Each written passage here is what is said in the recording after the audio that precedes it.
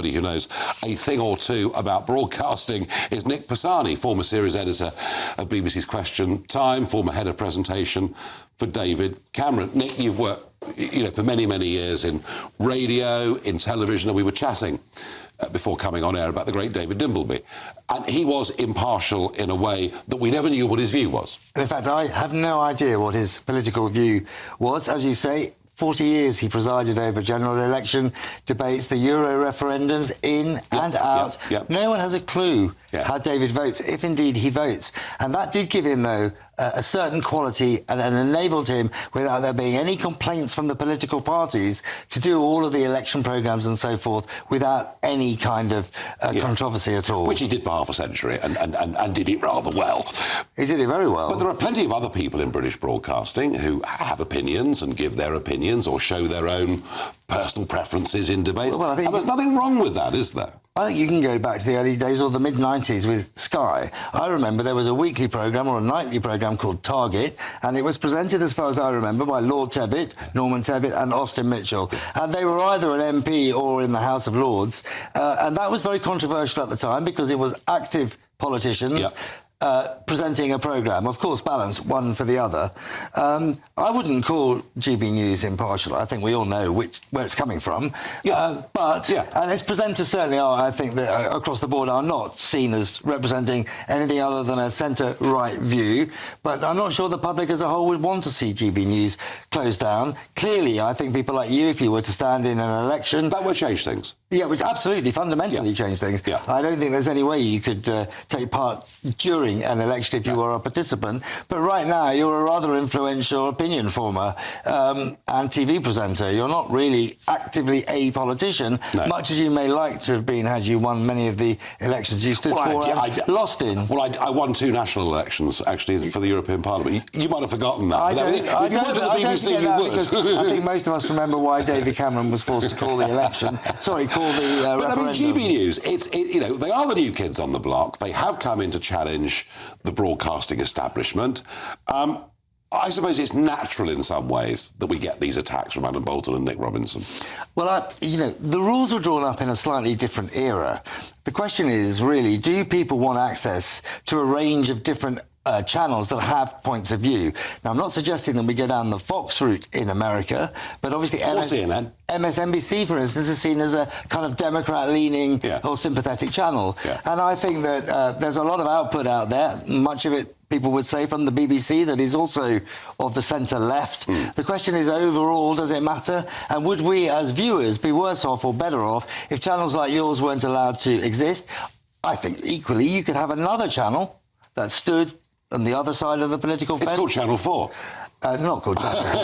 And it would be regulated in a slightly different way. But we, the viewers, no longer really want to have that absolutely quite boring, often quite boring television, because you're not allowed to have very clear opinions. All right. So it's fair also to say you do have a lot of people who contribute, not presenters, who are of the left as well as the right. Absolutely. And we have Just Stop Oil and all different campaign groups on. Nick, stay with me. I'm joined down the line by John Mayer, author and former BBC Current Affairs producer, who's also worked for Channel 4 and ITV. John, I argue very strongly that we meet the test of due impartiality. Nigel, what a delight to be with you. Now, do you understand the concept of bias? Do you understand the concept of impartiality? I mean, you're very lucky. You've escaped the Ofcom silver bullet because you're not an MP. Maybe you're a shadow MP and you shouldn't be presenting shows. And what's the difference between news and current affairs? Why are you guys allowed to present current affairs and not news?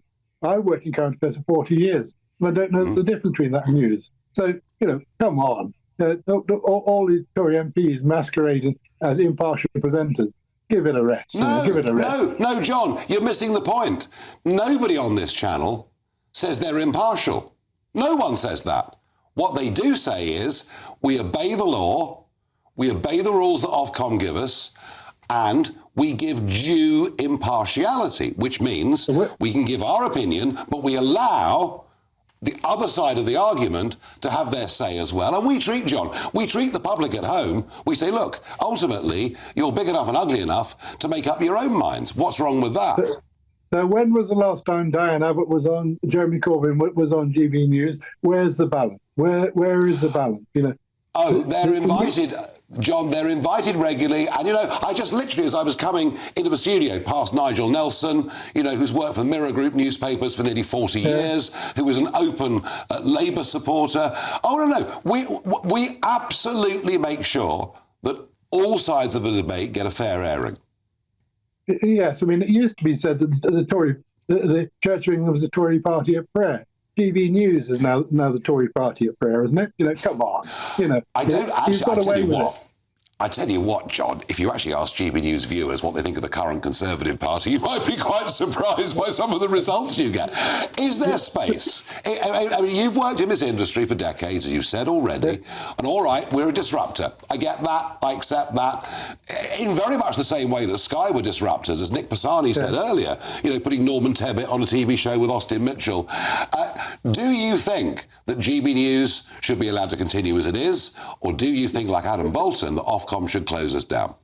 I think Ofcom should grow up there in terms of GB News and other channels like you. I mean, I tend to agree with the awful Andrew Neil yesterday. But, you know, where are the left-wing channels? Is Paul Marshall going to pay money to set up a left-wing channel to go against you? We've got Channel 4 News. They've been overtly a left-wing campaigning organisation for decades. No, you haven't. You're misreading Channel 4 News. No, you've disrupted the ecology. All right, well and true. You got away with it for a couple of years now. Now it's time to put your hands up and say, we got away with it. Now it's time for us to behave. All right, John Mayer, thank you for your opinion. I've got a very quick question Nick, for you. I'm going to come back to you on that, yeah. Well, I would just like to ask you, would you rather continue to be an influencer with a TV programme or a politician standing at the next election? Do you know, it's a hell of a question, because I look, particularly in America, I look at whether it's the Tucker Carlsons or the Sean Hannitys on Fox, and certainly voices on the left with CNN, and I ask myself, have they influenced American public opinion more as TV presenters with huge social media followings? Would they have done more as congressmen? And so I think it depends who you are. Well, no, I'm asking you I don't about know. the upcoming general election. I don't know. I haven't decided. I mean, I very much enjoy what I do here. I genuinely, and I'm here hand on heart to say that I genuinely enjoy being here. Yeah, we're disruptors. Of course we're disruptors. But, you know, as I said, Sky was earlier. I've got to work out what I want to do with my life. I haven't worked it out yet. It's not a little bit bigger than Nigel Farage and what he wants to do with the rest of his life? I mean, you have influenced, for better or worse, politics in a way that few other non-politicians have. No, this is a very attractive platform.